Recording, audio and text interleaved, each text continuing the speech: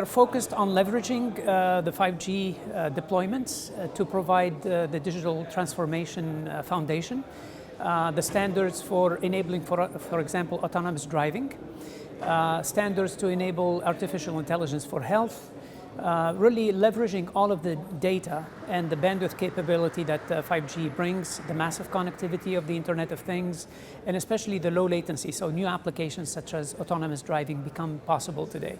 You have the bandwidth, you have the low latency, and you have the massive connectivity that is required to allow us to have autonomous driving.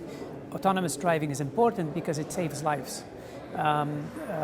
AI and AI driving, or using of AI for driving, is one of the areas we are going to be providing an assessment for compared to the human driver. That's one of the focus groups that we have recently launched.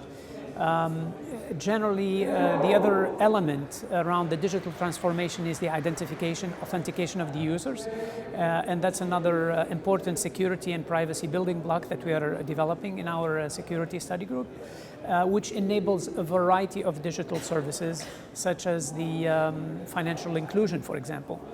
Authentication of users and use of biometrics for authentication opens the door for massive deployment of financial services, which is great because everyone, today we have about 1.7 billion adults that don't have a bank account, and out of those 1.2 billion have a mobile phone. So we have an opportunity to use the network, whether it's 2G, 3G, 4G, 5G, to include those people in the financial services area.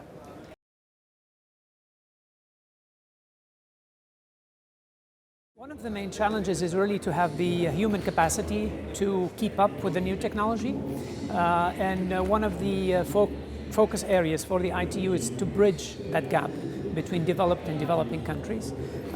It is one of our primary objectives, is especially to bridge the standardization gap, because when countries have the capability to understand the standards and to participate in the development of the standard, all of the global requirements are brought to the table, and then the solutions become really global and can be deployed widely around the world.